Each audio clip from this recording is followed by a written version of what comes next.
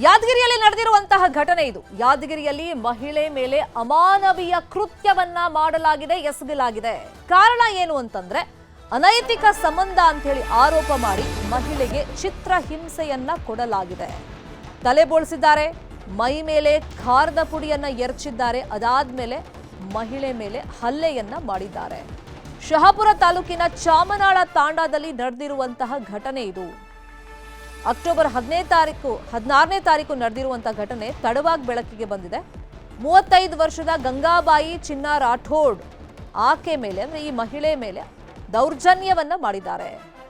ಚಿಕ್ಕಮ್ಮನ ಮನೆಗೆ ಆಗಾಗ ಹೋಗ್ತಾ ಇದ್ರು ಈ ಗಂಗಾಬಾಯಿ ಅನ್ನೋ ಮಹಿಳೆ. ಕಲಬುರಗಿಯ ಚಿಕ್ಕಮ್ಮನ ಮನೆಗೆ ಹೋಗಿ ಬರ್ತಾ ಇದ್ರು. ಇನ್ನು ಗಂಗಾಬಾಯಿ ಅಳಿಯ ಅನಿಲ್ ರಾಠೋಡ್ ಜೊತೆಯಲ್ಲಿ ಹೋಗ್ತಾ ಇದ್ರು ಗಂಗಾಬಾಯಿ. ಅನಿಲ್ ಜೊತೆಗೆ ಅಕ್ರಮ ಸಂಬಂಧ ಇದೆ ಅಂತೇಳಿ ಆರೋಪ ಮಾಡಿ ಹಲ್ಲೆಯನ್ನ ಮಾಡಲಾಗಿದೆ. ಗಂಗಾಬಾಯಿ ಮೇಲೆ ಸುಮಾರು 11 ಜನ ಮನಬಂದಂತೆ ಹಲ್ಲೆ ಮಾಡಿದ್ದಾರೆ, ತಲೆ ಬೋಳಿಸಿದ್ದಾರೆ, ಮೈ ಮೇಲೆ ಖಾರದ ಪುಡಿ ಎರಚಿದ್ದಾರೆ, ಆಮೇಲೆ ಹಲ್ಲೆಯನ್ನ ಮಾಡಿದ್ದಾರೆ. ತಲೆ ಕೂದಲನ್ನ ಕತ್ತರಿಸಿದ್ದಾರೆ, ದೌರ್ಜನ್ಯ ಮಾಡಿದ್ದಾರೆ, ತಲೆಗೆ ಸುಣ್ಣ ಹಚ್ಚಿದ್ದಾರೆ, ಮೈ ಮೇಲೆ ಖಾರದ ಪುಡಿ ಹಾಕಿದ್ದಾರೆ, ದುಷ್ಕೃತ್ಯವನ್ನ ಮೆರೆದಿದ್ದಾರೆ. ಕೆಂಬಾವಿ ಠಾಣೆಯಲ್ಲಿ ಕೃತ್ಯ ಮಾಡಿರುವಂತಹ 11 ಜನರ ವಿರುದ್ಧ ಪ್ರಕರಣ ದಾಖಲಾಗಿದೆ. ಕಸ್ತೂರಿಬಾಯಿ ಡಾಕಪ್ಪ ಅರೆಸ್ಟ್ ಆದರೆ ಇನ್ನುಳಿದಂತ 9 ಮಂದಿ ಕೇಸ್ ದಾಖಲಾಗ್ತಾ ಇದ್ದಂಗೆ ಎಸ್ಕೇಪ್ ಆಗಿದ್ದಾರೆ ಅನ್ನೋ ಮಾಹಿತಿ ಇದೆ. ಗಂಗಾಬಾಯಿ ಅಂತ ಹೇಳಿ ಈಕೆಯ ಮೇಲೆ ಒಂದು ಅನೈತಿಕ ಸಂಬಂಧ ಇಟ್ಕೊಂಡಿದ್ದಾಳೆ ಅಂತ ಆರೋಪ ಮಾಡಿ ಒಟ್ಟು 11 ಜನ ತಂಡ ಮಾಡ್ಕೊಂಡು ಬಂದು ಆಕೆಯ ತಲೆ ಕೂದಲನ್ನು ಕಟ್ ಮಾಡಿದ್ದಾರೆ, ಮೈ ಮೇಲೆ ಖಾರದ ಪುಡಿಯನ್ನ ಎರಚಿದ್ದಾರೆ, ಏಕಾಏಕಿ ಹಲ್ಲೆಯನ್ನ ಮಾಡಿದ್ದಾರೆ. ಒಟ್ಟು 11 ಜನ ಈ ಕೃತ್ಯದಲ್ಲಿ ಪಾಲ್ಗೊಂಡಿದ್ದಾರೆ ಅನ್ನೋ ಆರೋಪ ಕೇಳಿ ಬಂದಿದೆ. ಈಗ ಇಬ್ಬರನ್ನ ಅರೆಸ್ಟ್ ಮಾಡಿದ್ದಾರೆ. ಇನ್ನುಳಿದಂತ 9 ಮಂದಿ ಕೇಸ್ ಆಗ್ತಾ ಇದ್ದಂಗೆ ಪರಾರಿಯಾಗಿದ್ದಾರೆ ಅನ್ನೋ ಮಾಹಿತಿ ಇದೆ. ಯಾದಗಿರಿಯಲ್ಲಿ ನಡೆದಿರುವಂತಹ ಅಮಾನವೀಯ ಘಟನೆ ಇದು. ಅನೈತಿಕ ಸಂಬಂಧ ಅಂತ ಹೇಳಿ ಆರೋಪ ಮಾಡಿ 11 ಜನ ಒಬ್ಬ ಮಹಿಳೆ ಮೇಲೆ ಭೀಕರವಾಗಿ ಹಲ್ಲೆಯನ್ನ ಮಾಡಿದ್ದಾರೆ. ಅದಷ್ಟೇ ಅಲ್ಲ, ಎಷ್ಟು ಅಮಾನವೀಯತೆಯಿಂದ ನಡ್ಕೊಂಡಿದ್ದಾರೆ ಅಂದ್ರೆ ಆಕೆ ತಲೆ ಬೋಳಿಸಿದ್ದಾರೆ, ಆಮೇಲೆ ತಲೆಗೆ ಸುಣ್ಣ ಹಚ್ಚಿದಾರಂತೆ, ಅದಾದ್ಮೇಲೆ ಮೈ ಮೇಲೆ ಖಾರದ ಪುಡಿ ಎರಚಿ 11 ಜನ ಒಬ್ಬ ಮಹಿಳೆಗೆ ಹಲ್ಲೆ ಮಾಡಿದ್ದಾರೆ, ಥಳಿಸಿದ್ದಾರೆ ಅಂತ ಆರೋಪಗಳು ಕೇಳಿ ಬಂದಿದೆ. ಈ ಪ್ರಕರಣ ಕೂಡ ಈಗ ದಾಖಲಾಗಿದೆ. 11 ಜನರ ಮೇಲೆ ಕೇಸ್ ಆಗಿದೆ, FIR ಆಗಿದೆ. 9 ಜನ ಇದರಲ್ಲಿ ಎಸ್ಕೇಪ್ ಆಗಿದ್ದಾರೆ. ಪ್ರಮುಖ ಆರೋಪಿಗಳು ಇಬ್ರು, ಅವರನ್ನ ಅರೆಸ್ಟ್ ಮಾಡಿದ್ದಾರೆ. ಆರೋಪಿಗಳ ಫೋಟೋವನ್ನು ಕೂಡ ನಿಮ್ಗೆ ತೋರಿಸ್ತಾ ಇದ್ದೀವಿ. ಚಿತ್ರಹಿಂಸೆ ಕೊಟ್ಟಿದ್ದಾರೆ ಮಹಿಳೆಗೆ, ಅನೈತಿಕ ಸಂಬಂಧ ಅಂತ ಆರೋಪವನ್ನ ಮಾಡಿ ಹಲ್ಲೆಯನ್ನ ಮಾಡಿರೋದು, ಮನಬಂದಂತೆ ಹಲ್ಲೆಯನ್ನ ಮಾಡಿದ್ದಾರೆ. ಇಷ್ಟೇ ಅಲ್ಲ, ಆಕೆಯನ್ನ ನಡೆಸ್ಕೊಂಡಿರುವಂತ ರೀತಿ ಬಗ್ಗೆನೂ ಕೂಡ ಈಗ ಸಾಕಷ್ಟು ಚರ್ಚೆ ಆಗ್ತಾ ಇದೆ. ಸಂತ್ರಸ್ತೆ ಗಂಗಾಬಾಯಿ ಚಿನ್ನ ರಾಠೋಡ್ ಅಂತ 35 ವರ್ಷದ ಮಹಿಳೆ ಈಕೆ ಆಗಾಗ ತನ್ನ ರಿಲೇಟಿವ್ ಮನೆಗೆ ಹೋಗಿ ಬರ್ತಾ ಇದ್ಲು. ರಿಲೇಟಿವ್ ಮನೆಗೆ ಹೋಗಿ ಬರುವಾಗ ಒಬ್ಬನ ಜೊತೆ ಓಡಾಡ್ತಾ ಇದ್ಲಲ್ಲ, ಸೊ ಆತನ ಜೊತೆಯಲ್ಲೇ ಅಕ್ರಮ ಸಂಬಂಧ ಇಟ್ಕೊಂಡಿದ್ಲು ಅಂಥೇಳಿ ಆರೋಪಗಳು ಕೇಳಿಬಂದಿರೋದು.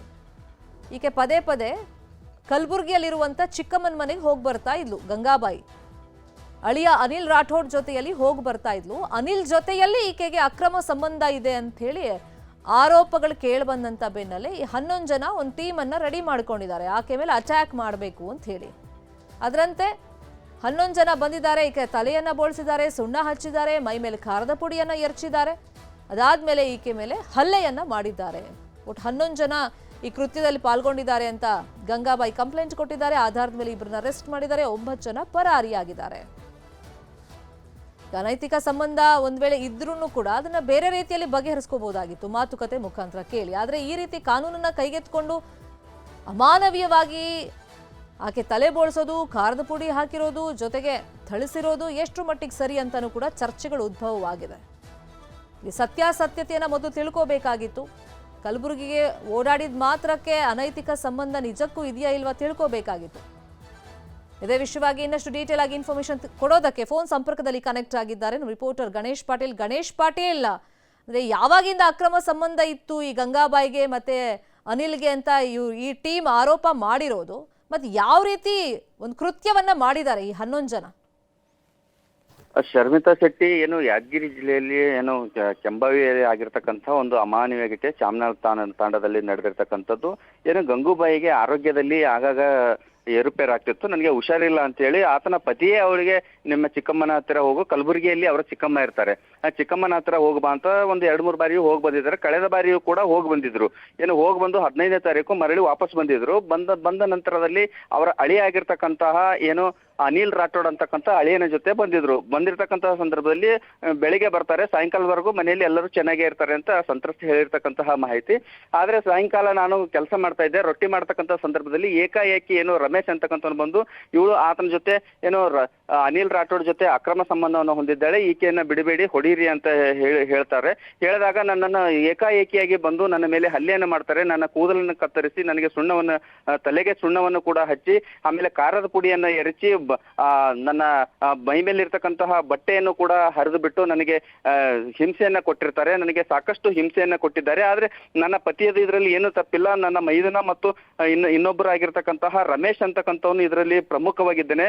ಈ ಹಿನ್ನೆಲೆಯಲ್ಲಿ ಹೀಗೆ ನನ್ನ ಮೇಲೆ ಹಲ್ಲೆ ಆಗಿರೋ ಕಾರಣ ನಾನು ಕೆಂಬಾವಿ ಪೊಲೀಸ್ ಠಾಣೆಯಲ್ಲಿ 22 ಜನರ ವಿರುದ್ಧ ಕೇಸನ್ನ ಕೊಟ್ಟಿದ್ದೀನಿ. ಆದ್ರೆ ಅದರಲ್ಲಿ 11 ಜನರ ವಿರುದ್ಧ ಪ್ರಕರಣ ದಾಖಲಾಗಿದೆ. ಇಬ್ಬರನ್ನ ಅದರಲ್ಲಿ ಡಾಕಪ್ಪ ಮತ್ತೆ ಕಸ್ತೂರ್ಬೈ ಅಂತಕ್ಕಂತಹ ಇಬ್ಬರು ಆರೋಪಿಗಳನ್ನ ಪೊಲೀಸರು ಬಂಧಿಸ್ತಾರೆ.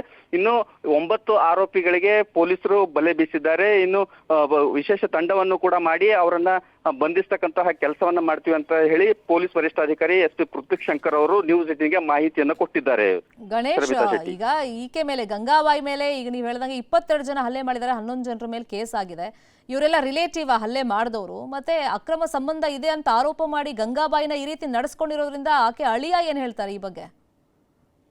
ಎಸ್ ಶರ್ಮಿತಾ ಶೆಟ್ಟಿ, ಏನು ಅದರಲ್ಲಿ 11 ಜನ ನನ್ನ ಮೇಲೆ ಹಲ್ಲೆ ಮಾಡಿದ್ದಾರೆ. ಉಳಿದಿರ್ತಕ್ಕಂತ ಇನ್ನೂ 11 ಜನ ಬೈದಿದ್ದಾರೆ, ಅವಾಚ್ಯ ಶಬ್ದಗಳಿಂದ ನನ್ನನ್ನು ನಿಂದಿಸಿದ್ದಾರೆ.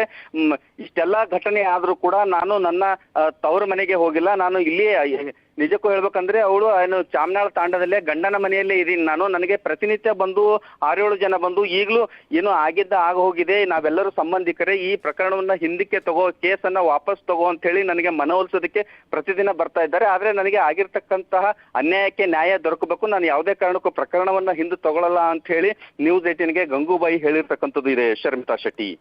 ಈಗ ಇಬ್ಬರನ್ನ ಅರೆಸ್ಟ್ ಮಾಡಿದ್ದಾರೆ. ಇವ್ರ ಪಾತ್ರ ಏನು? ಇವ್ರೇನ್ ಪ್ರಮುಖ ಆರೋಪಿಗಳ? ಈಗ 9 ಜನ ಎಸ್ಕೇಪ್ ಆಗಿದ್ದಾರೆ ಅಂತ ಹೇಳ್ತಿದ್ದಾರೆ. ಅವ್ರನ್ನ ಹಿಡಿಯುವಂತ ತನಿಖೆ ಯಾವ ತರ ಸಾಗ್ತಾ ಇದೆ?